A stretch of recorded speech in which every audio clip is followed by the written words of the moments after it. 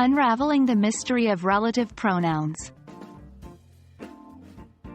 Hello, English language learners. Today, we're going to explore an essential part of English grammar: relative pronouns. Relative pronouns might seem complicated at first, but don't worry. We're going to break it down step by step so that you can understand and use them confidently in your conversations and writings. Relative pronouns are a type of pronoun that introduce a relative clause. They are called relative because they are related to a noun that has been previously mentioned, also known as the antecedent. In English, the most common relative pronouns are who, whom, whose, which, and that. Here's a simple example. The man who lives next door is a doctor.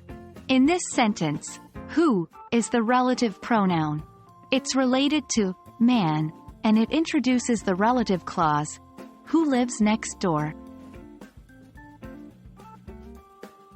So what's the function of relative pronouns?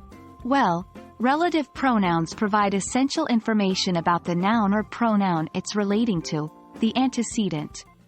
They help to combine two sentences into one, making our speech and writing more fluid and concise. Let's look at an example. Sentence 1. I read a book. Sentence 2. The book was fascinating.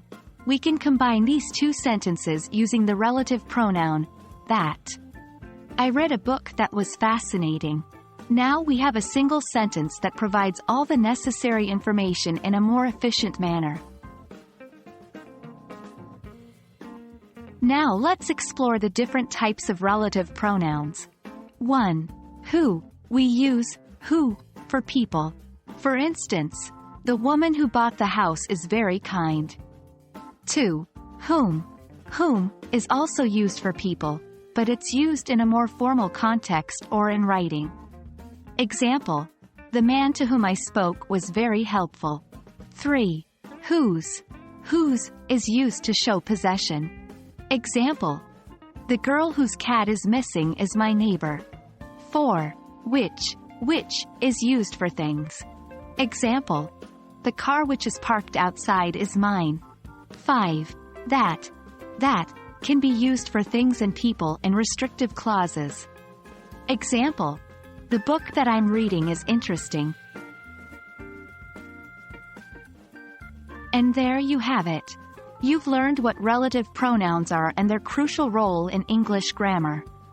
Remember, practice makes perfect. So try using relative pronouns in your conversations and writing.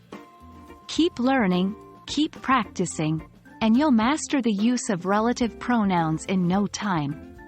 Thank you for watching, and we'll see you in our next video.